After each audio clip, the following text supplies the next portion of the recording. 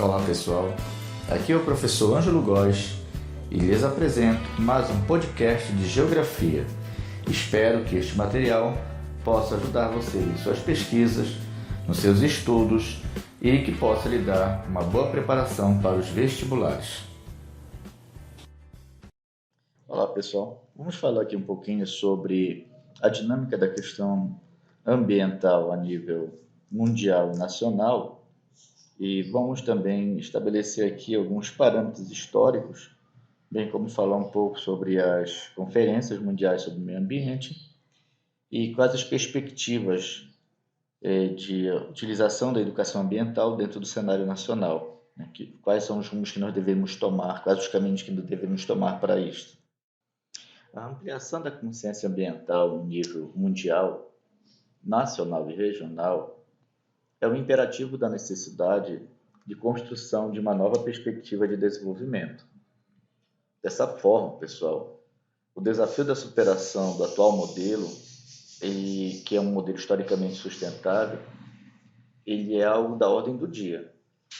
Os problemas econômicos, sociais e ambientais mundiais, nacionais, regionais, locais, eles se constituem um desafio político e um desafio social a ser resolvido, pessoal. Somente assim poderemos ter, de fato, uma nova sociedade. Uma sociedade que que possa ser considerada sustentável. Procurando fazer, pessoal, uma breve análise da evolução dos modos de produção, nós podemos dizer assim, que o comunismo primitivo foi um modo de produção que não gerou uma grande transformação da natureza, até porque os recursos utilizados pelos seres humanos naquele momento eram recursos muito limitados, bem como também o escravismo. O sistema escravo também não foi um sistema muito impactante do ponto de vista ambiental, por alguns motivos. Um seria o contingente populacional mundial não era tão grande e os recursos tecnológicos utilizados para transformar a natureza também não eram tão sofisticados. O sistema feudal, na Europa, tomando como referência a Europa, já gerou algum impacto ambiental porque foram desenvolvidas algumas técnicas agrícolas que se baseavam no desmatamento, né? Muitas áreas foram plantadas, o que permitiu, o que gerou um impacto ambiental, mas que também não foi tão considerável assim. Com o desenvolvimento das cidades, com o êxodo rural, ainda no final da Idade Média, nós já começamos a ter uma considerável modificação da estrutura organizacional populacional, com o surgimento das cidades, e aí nós podemos já evidenciar na paisagem, de fato, sendo representadas as grandes transformações, ou algumas transformações no meio ambiente. A poluição já começou a ser verificada. No entanto, é no século XVIII, com a Revolução Industrial, que podemos perceber um início de preocupação de alguns indivíduos com relação à questão ambiental. As cidades europeias, sobretudo as cidades londrinas, elas representavam bastante a situação de um modelo de desenvolvimento baseado no sistema capitalista, já na fase do capitalismo industrial, que esse modelo ele se tornava incompatível, ele era um modelo que não casava com a questão da preservação ambiental. Bem, mas a ideia que se tinha até então era que os recursos naturais eram infinitos e poderia se mexer na natureza, poderia se retirar os recursos e que não havia possibilidade deles acabarem. Eu até acredito que em alguns casos eles pensavam que os próprios recursos poderiam se reproduzir de uma maneira até que mágica, mas que eles poderiam se reproduzir. Então não havia uma preocupação com a possibilidade dos recursos acabarem. Vale ressaltar também, pessoal, que não dá para você fazer uma separação, uma luta, uma dicotomia entre socialismo e capitalismo que se refere ao meio ambiente, à questão ambiental. Porque tanto o sistema capitalista como o sistema socialista, eles lidaram com a natureza como se fosse simplesmente uma mercadoria, não havendo uma preocupação nem por um sistema nem por outro sistema em trabalhar a ideia daquilo que nós temos hoje como sustentável. Então isso também é algo interessante se destacar. Em relação ao início propriamente dito da preocupação ambiental a nível mundial, nós podemos dizer que a década de 60 ela começa a marcar o início dessa preocupação e a década de 70, 1972 para ser mais exato, vai inaugurar uma preocupação do ponto de vista da ONU sobre a questão ambiental mundial. Foram muitos os problemas, as catástrofes verificadas até esse momento e que demonstravam que o sistema capitalista ele precisava de uma revisão. Então, a Organização das Nações Unidas ela vai promover a primeira conferência sobre o meio ambiente, a primeira conferência a nível mundial, a Conferência de Estocolmo, na Suécia, onde nessa conferência ficou bem declarado assim uma preocupação por parte da ONU em relação à questão do uso dos recursos naturais dentro do sistema capitalista e a necessidade de encontrar uma solução, uma fórmula para a gestão desses recursos. A Conferência de Estocolmo na Suécia ela é mais um marco de fato, mas do ponto de vista assim do que pode ter sido produzido para contribuir para a resolução desse problema, nós podemos dizer assim que foi simplesmente o primeiro passo, não houve uma grande resolução. Nesta conferência nós tivemos dois posicionamentos muito claros, o chamado desenvolvimento zero e o chamado desenvolvimento a qualquer custo. O desenvolvimento zero ele foi defendido pelos países capitalistas desenvolvidos, entendendo que o mundo não tinha mais condição de ter mais países desenvolvidos, então eles propunham parar o desenvolvimento de uma certa maneira, assim, não haver um maior crescimento ou mais países se desenvolvendo, como Brasil, Argentina, dizendo que o mundo não tinha capacidade para suportar toda essa quantidade de países desenvolvidos e a forma como eles consumiam. E os países pobres, dentre eles o Brasil, começou a surgir, dentre eles surgiu a ideia do desenvolvimento a qualquer custo. O desenvolvimento a qualquer custo dizia que, assim como os países desenvolvidos tiveram o direito de se desenvolver, os países subdesenvolvidos também tinham o direito, e importasse como. E a lógica realmente era fazer uma exploração dos recursos naturais para alcançar o desenvolvimento já patamar em que os países desenvolvidos já tinham. Então, foram dois grupos que se definiram dentro desta conferência. Depois da conferência de Estocolmo, na Suécia, nós poderíamos destacar a conferência de Montreal, no Canadá, de 1987.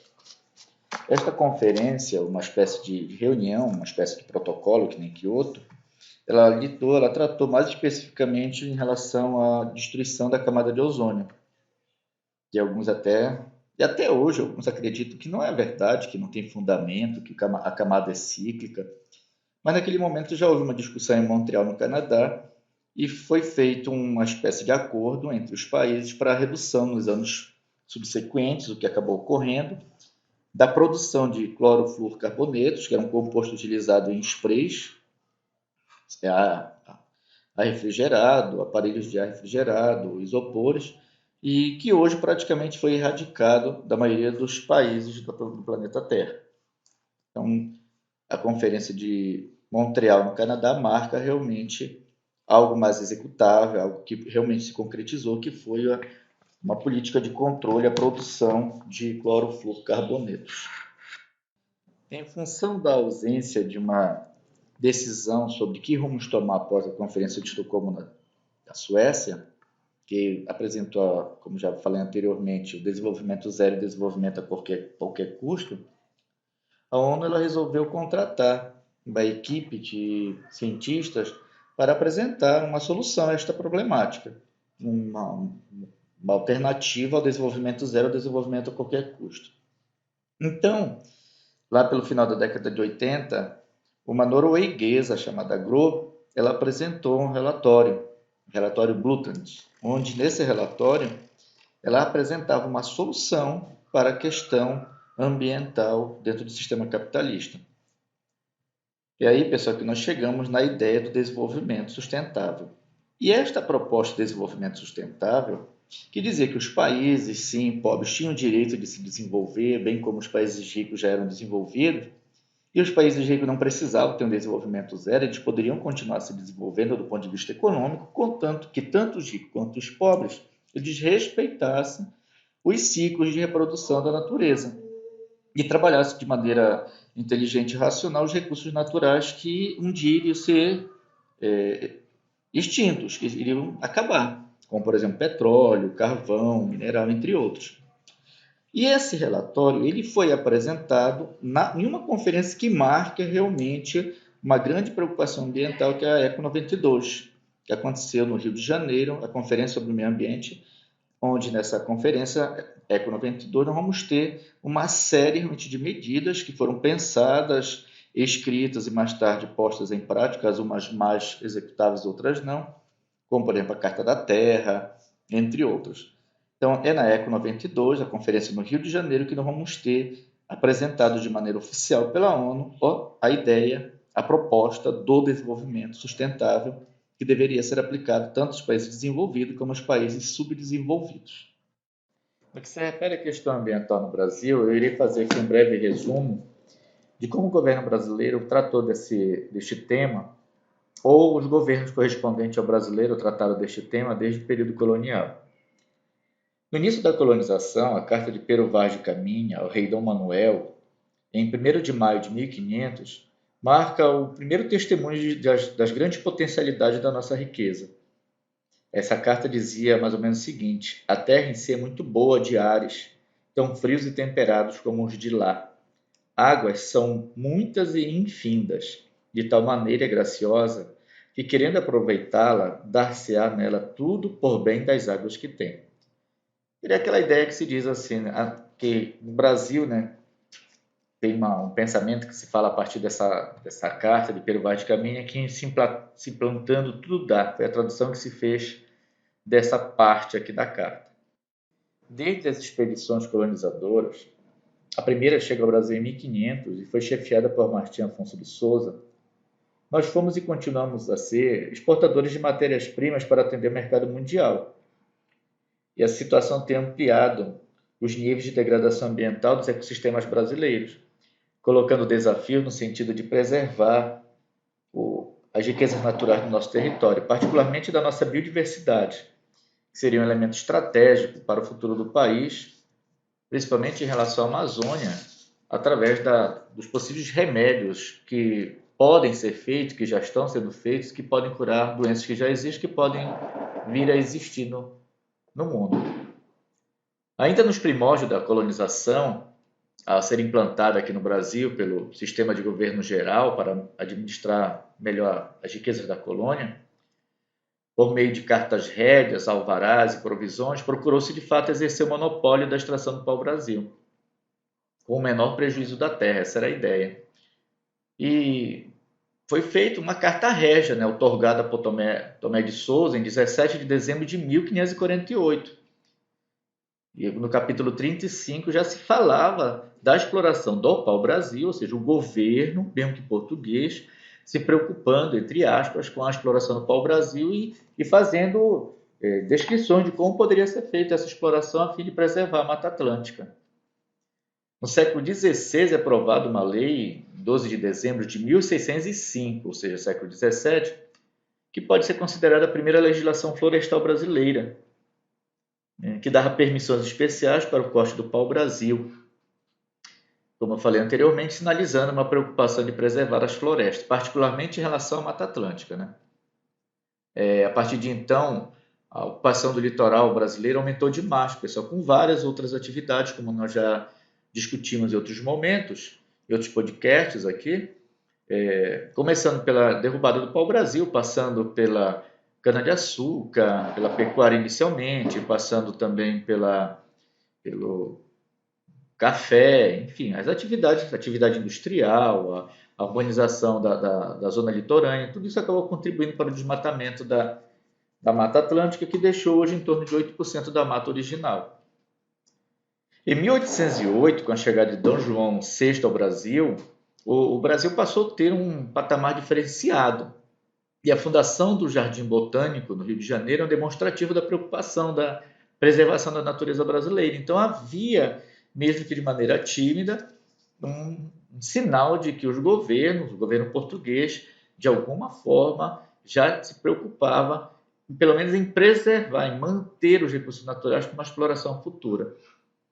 No Império, né, que o Brasil vira um império a partir da chegada de Dom João, a legislação das relações da sociedade brasileira com seu meio ambiente se coloca em um novo patamar, refletindo o que acontecia na Europa e nos Estados Unidos, que já estavam preocupados com os impactos gerados pela vida urbana e industrial.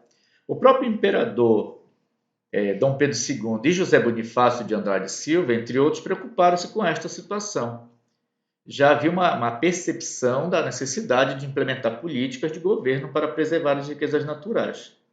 Ainda no Império, nós podemos dizer que ocorreu uma legislação que se refere ao corte da madeira de lei, em 1827, e em relação à água, com Dom Pedro, em 1828, também, que deliberou nas chamadas posturas municipais sobre a limpeza e conservação de fontes, aquedutos e águas infectas em benefício da saúde da população. Então, podemos observar, ao contrário do que alguns pensam, que nunca houve uma preocupação com relação ao meio ambiente em períodos anteriores ao governo atual, ou ao governo do Lula, ou ao governo do Fernando Henrique, já havia uma certa preocupação, uma espécie de organização pelo Estado do uso dos recursos naturais. Então, nós observamos que sempre a partir do Estado. Constata-se assim nas esferas governamentais as preocupações em relação à questão ambiental no Brasil, registrado em seus ciclos econômicos, iniciando com o pau-brasil, com cana-de-açúcar, mineração, pecuária, o café, nas diferentes etapas do desenvolvimento desse país. Um país que hoje pode ser considerado industrial e gerador e concentrador de riqueza, colocando-se como uma das principais economias do planeta, isso é inegável. No século XX, ainda nos anos 30, foram aprovados o Código Florestal, pessoal. Os códigos, na verdade, florestal de Minas, Energia e de Águas. Nos governos da ditadura de 64 e 88, os militares participaram desse processo de uma maneira contraditória, podemos dizer assim. Inclusive, o Brasil participou da primeira Conferência Mundial sobre o Meio Ambiente, que aconteceu em Estocolmo, como já falei anteriormente, e ao posicionamento do Brasil, apesar de apoiar a preservação do meio ambiente, mas foi um posicionamento de atrair as empresas para o território brasileiro, especialmente para a Amazônia, porque a ideia naquele momento era promover um processo de ocupação da Amazônia. Então, por isso que se diz que foi contraditório. Que, por um lado, o Brasil demonstrava preocupação com o meio ambiente, mas, por outro lado, ele atraía, ele chamava, ele convocava as empresas para virem ocupar a Amazônia. Portanto, pessoal, podemos observar, a partir destas afirmativas anteriores, estas datas, leis, que o governo brasileiro ele construiu, no decorrer do nosso processo de formação histórico-geográfica, uma relação realmente de produção, de cuidado, de atenção ou de melhor gestão dos recursos naturais. Claro, pessoal, que muitas destas leis que foram criadas, algumas delas foram para inglês ver e outras foram para atender às necessidades dos grupos dominantes da nossa sociedade. No entanto, a gente observa, a partir da atual Política Nacional do Meio Ambiente, e até mesmo da Constituição Brasileira, aprovada em 1988, que houve uma preocupação, que está havendo uma preocupação do governo brasileiro e há uma permissão de uma maior participação da sociedade civil organizada destas políticas ambientais. A Constituição de 88, no capítulo 6, que trata do meio ambiente, nos seus artigos 225, no seu artigo 225, declara o seguinte: todos têm o direito ao meio ambiente ecologicamente equilibrado, bem do uso comum do povo e essencial à sadia qualidade de vida, impondo-se ao poder público e à coletividade o dever de defendê-lo e preservá-lo para as presentes e futuras gerações. Então, reparem, muito interessante aí na nossa Constituição de 88, que faz parte da Política Nacional de Meio Ambiente, um Estado presente na questão, chamando para si a responsabilidade, até porque sempre chamou, mas também compartilhando essa responsabilidade com a sociedade civil organizada, dizendo que também é obrigação da coletividade o dever de defender e preservar para as presentes e futuras gerações, os recursos naturais, o meio ambiente ecologicamente equilibrado. Então, muito interessante. E olha que essa Constituição ela antecede a ECO 92. Então, isso é algo que merece ser destacado. A atual Política Nacional de Meio Ambiente, aprovada pela Lei nº 6.938/81, já incorporava esta visão sistêmica e criava os mecanismos de implementação dessa política. Isso, então, pessoal, ainda no período militar. Seu objetivo maior é a preservação, a melhoria e a recuperação da qualidade ambiental, criando desta maneira condições para o desenvolvimento econômico e social, protegendo a vida. Então, mesmo em 81, já havíamos, dentro da Política Nacional de Meio Ambiente, uma lei que estava rezando sobre a preservação do meio ambiente. O responsável pela execução dessa política seria o Sistema Nacional de Meio Ambiente, e que seria regulamentado pelo Decreto de 99.274, de 6 de julho de 1980, constituído pelos órgãos e entidades da União, dos Estados, do Distrito Federal e pelas fundações públicas envolvidas nas questões ambientais. É muito interessante, pessoal. Em 80 já, ou em 81, pela Política Nacional de Meio Ambiente, já havia um indicativo de que as responsabilidades pela preservação do meio ambiente não passavam só pela União, mas também pelos governos estaduais, pelo governo distrital, no caso do Distrito Federal, e também pelos governos municipais. Então, é interessante saber isso, até mesmo para você poder se basear e fazer afirmativas futuras. Então, pessoal, quais seriam as obrigações, o papel do Sistema Nacional de Meio Ambiente, chamado SISNASA, que vai se organizar a partir de 80? O governo federal, então, ele passou a reger sobre os padrões de qualidade ambiental, que seriam de qualidade preventiva, o zoneamento ambiental, que isso é muito importante. Então, o zoneamento ele seria o ordenamento adequado de um determinado espaço territorial, levando em consideração as variáveis físicas, sociais e econômicas. Aqui para a Amazônia seria o chamado zoneamento econômico e ecológico. A avaliação dos impactos ambientais, que seria a partir dessa avaliação que os projetos poderiam ser implantados. Então, existem muitos projetos implantados na Amazônia que tiveram atraso na sua execução, porque não apresentaram um relatório de impacto ambiental favorável. O licenciamento, que também é feito pelo governo.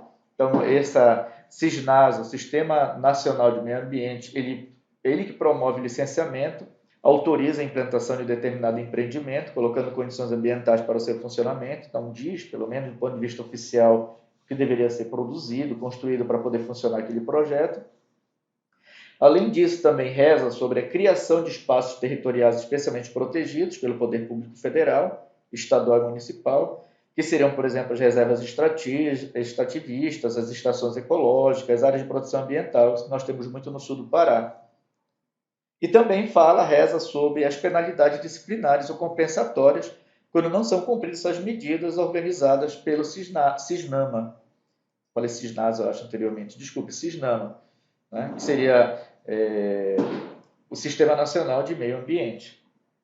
E também o Sistema Nacional de Meio Ambiente, ele é destacado, ele obriga que sejam feitos relatórios de qualidade do meio ambiente. Normalmente, esses relatórios eles têm o objetivo de divulgar a situação ambiental do país e, no caso de projetos, de infraestrutura, enfim. Então, esses relatórios eles deveriam ser publicados, esse relatório de qualidade do meio ambiente, anualmente. Né? Infelizmente, só foi publicado nos anos de 84 e de 93. Para finalizar, pessoal, de que maneira o Estado tem tratado a questão ambiental do ponto de vista legal, vale destacar também a criação da CONAMA. A CONAMA foi instituída pela Lei 6.938/81, que dispõe sobre a Política Nacional de Meio Ambiente, e regulamentado pelo Decreto-Lei 99.74/90. É um órgão executivo deliberativo do sistema e ele é composto por plenário, Centro Internacional de Projetos Ambientais, que seria o CIPAM, câmaras técnicas, grupos de trabalho e grupos de assessoria, e é presidido pelo Ministro do Meio Ambiente. Entre as suas principais competências, destaca-se propor diretrizes de políticas governamentais para o meio ambiente e recursos naturais, instruir normas para a implementação da Política Nacional de Meio Ambiente, estabelecer normas e critérios para o licenciamento de atividades efetivamente ou potencialmente poluidoras, determinar a realização de estudos de impacto ambiental, chamados EIA, decidir como último grau de recurso sobre multas administrativas do IBAMA, estabelecer normas, critérios e padrões nacionais de controle da poluição e padrões relativos ao controle e manutenção da qualidade ambiental. Além disso, pessoal, estabelecer normas relativas às unidades de conservação, chamadas UCI, e estabelecer critérios para a declaração de áreas críticas, saturadas ou em vias de saturação. Podemos concluir, então, pessoal, esse primeiro momento, ou este segundo momento, já que o primeiro se tratou aí da questão ambiental a nível mundial, que é necessário que se construa mais instrumentos, leis, órgãos para tratar da questão ambiental no Brasil. como nós podemos observar, nós temos uma série de mecanismos criados pelo governo federal, não só agora, não só em 80, não só em 70, uma série de mecanismos criados pelo governo federal que tratam da questão ambiental, sobre licenciamento, penalidade, zoneamento, padrão de qualidade, enfim. Então, não podemos discutir então, que o governo brasileiro não tem tratado a questão ambiental do ponto de vista legal, não tem criado leis. Leis são criadas, mecanismos são criados, conselhos são criados, políticas de meio ambiente existem, no entanto, elas não são postas em práticas ou elas não refletem as verdadeiras necessidades dos determinados locais. Agora, não dá para afirmarmos que o Estado não tem leis, que não foram criadas no decorrer do processo de formação do território geográfico brasileiro, mecanismos de preservação, de conservação do meio ambiente. Isso daí não pode ser afirmado, tá, pessoal? Basta você ouvir novamente o podcast que você vai observar que existem leis e mecanismos que foram criados no decorrer do tempo. É uma preocupação desde o período colonial, é uma preocupação, podemos dizer assim, desde o século XVI, né? Desde das pretensões portuguesas, da ocupação portuguesa no território.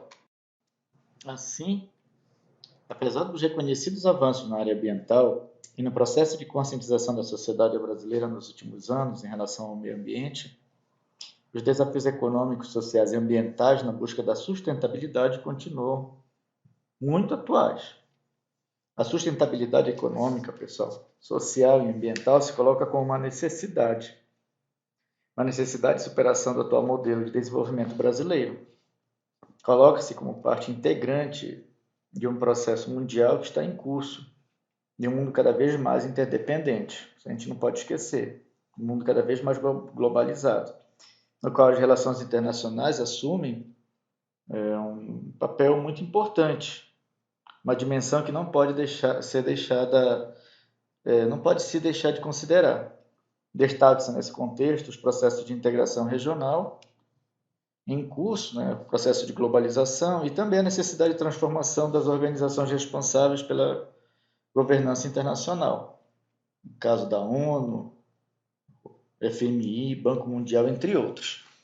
É importante, pessoal, também a gente destacar, é muito importante a gente levar em consideração o contexto do final dos anos 80, início dos anos 90, que a questão ambiental passou a ser considerada algo extremamente importante. O mundo deixa de ser bipolar.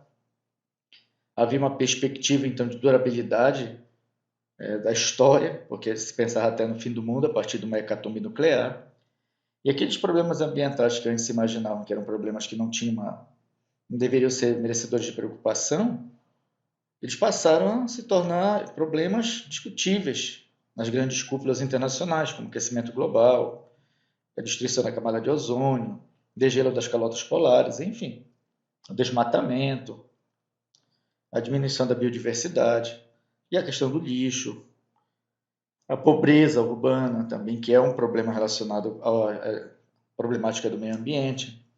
Enfim, então o que a gente percebe, pessoal, é que as instituições internacionais elas pressionaram também bastante o governo brasileiro nos anos 90 em diante, como o BIRD, como o BID, no sentido de que elas só fazem empréstimo para aqueles projetos que acabam atendendo aquelas necessidades impostas pelo Sistema Nacional de Meio Ambiente, né?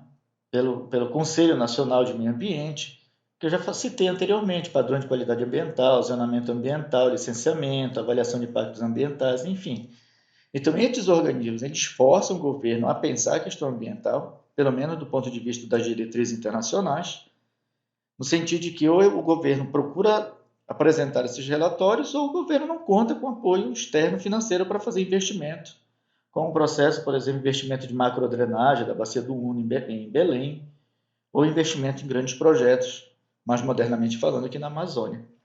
Então, essas instituições internacionais, elas contribuíram sobremaneira, como as instituições financiadoras contribuíram para que se repensasse, né, de maneira, podemos dizer assim, compulsória a questão ambiental no Brasil.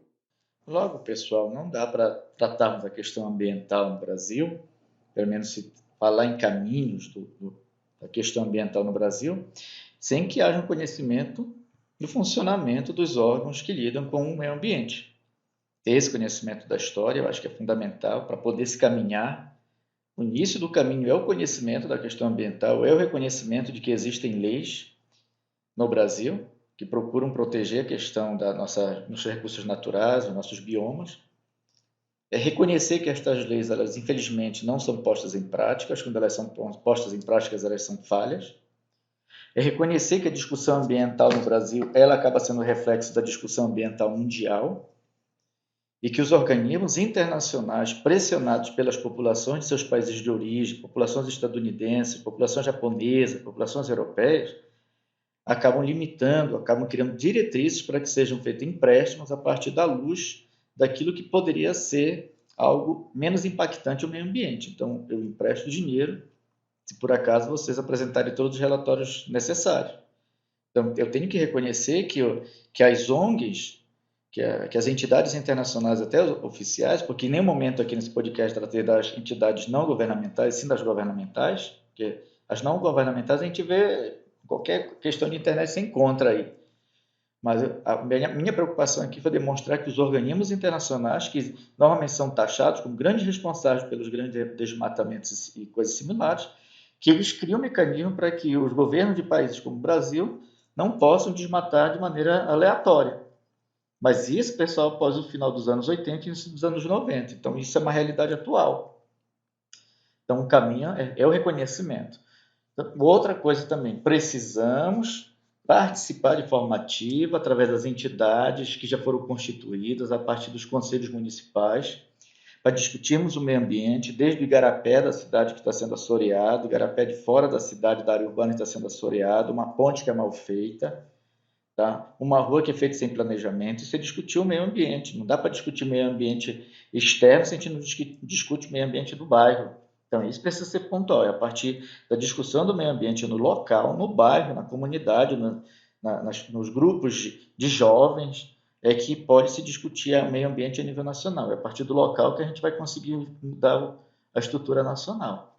Então, o caminho passa pela organização, sim, local, regional e depois nacional.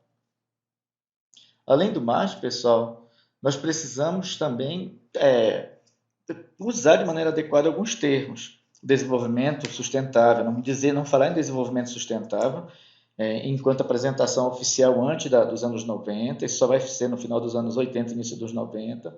É na Eco 92 que aparece a proposta, um desenvolvimento que nós possamos utilizar os recursos naturais de maneira que eles possam ter tempo de se reproduzirem, aqueles que são renováveis e os não renováveis que a gente possa ter tempo de substituí-los por outros alternativos, e aqueles que são poluentes que a gente possa criar mecanismos para minimizar os efeitos da poluição. Então, isso seria o desenvolvimento sustentável. Falar que os países, sim, tanto desenvolvidos como subdesenvolvidos, precisam criar modelos de desenvolvimento sustentáveis. A exemplo do que já acontece com os países nórdicos, né? A Suécia também, a Austrália, o próprio Estados Unidos, que tem uma preocupação ambiental muito rígida. Outra coisa, saber discutir, pessoal, os conceitos. Então, não ficar falando em preservacionismo, preservar é não mexer em nada, é não tocar em nada. A gente tem que utilizar o termo conservar, é conservacionismo, que seria utilizar de maneira racional, utilizar de maneira inteligente, usar sim, mas usar de maneira sustentável. Então, a gente vai usar o termo conservar, conservacionismo, e não preservar. Quando você usa o termo preservar, dá a impressão que você é um ingênuo, uma pessoa que não quer mexer em nada, é intocável, ninguém pode tocar naquela natureza, nos recursos naturais, minerais, não pode desmatar. Então, tem que procurar utilizar de maneira adequada estas conceituações. Bem, finalmente, pessoal, compreender e trabalhar a questão ambiental como parte integrante da história da humanidade, nas suas relações com a natureza, e permitindo transcender os problemas que lhe deram origem na sociedade atual. Então, não adianta ficar culpando somente o sistema capitalista. Na verdade, pessoal, nós temos que trabalhar com um melhoramento do ser humano, concepção de mundo realmente do ser humano. Só assim nós podemos propor realmente uma alternativa a este modelo excludente e destruidor do meio ambiente que é o sistema capitalista. Então, nós precisamos procurar alternativas para esta realidade, expressando as diferenças e os reais interesses dos diversos atores políticos, econômicos e sociais. Então, quando, por exemplo, o governo brasileiro ele dá apoio, é apoiado pela bancada rural, a bancada rural ela tem interesse em aumentar a área plantada no centro-oeste brasileiro. Então, Se a gente percebe que um governo, como o governo atual, é muito influenciado por uma bancada rural, você sabe que a questão ambiental está em segundo, terceiro, quarto plano aí. Então isso precisa de um conhecimento político, de uma reforma política, de uma mudança de Congresso, porque no momento que nós temos um Congresso, que nós vamos ter maior parte dos políticos ligado ao agronegócio, à agroindústria, ao latifúndio, então é fadado, qualquer questão ambiental vai ser fadada ao fracasso no Brasil. Então não dá para falar também mudança de uma perspectiva ambiental no Brasil se nós não mudarmos os políticos, os legisladores, os executores que vão trabalhar a questão administrativa no país. E a gente só vai poder realmente trabalhar uma mudança no campo político se nós tivermos eleitores conscientes, críticos, conhecedores da nossa história, conhecedores das leis que existem, e assim você vai poder escolher um político que possa iniciar uma mudança realmente. Então, falar de outra maneira, que não seja pelo voto, é falar em sonho, em quimera, algo extremamente distante. Essa mudança não vai cair de cima para baixo, ela tem que ser feita de baixo para cima. Então, um modelo de sustentabilidade tem que partir de uma população consciente. Tá? Enquanto as pessoas ficarem jogando lixo à torta e direito nas ruas, não adianta nem tocar na questão macro do ponto de vista ambiental brasileiro. Então, passa por esses elementos aí, pessoal. Espero ter contribuído com essa discussão. Tá? O podcast foi feito em alguns momentos, você vai notar algumas diferenças, eu peço perdão por isso, mas eu tenho uma atenção para o conteúdo. E eu gostaria também que, se vocês tivessem mais interesse em ver outras aulas, dê uma conferida aí na minha página, no meu blog, né, que daqui a pouco já irei dizer para vocês. Um abraço e até a próxima, pessoal. Para mais informações, acesse angelogos.blogspot.com. Lá você vai encontrar outros endereços que poderão lhe ajudar na sua pesquisa.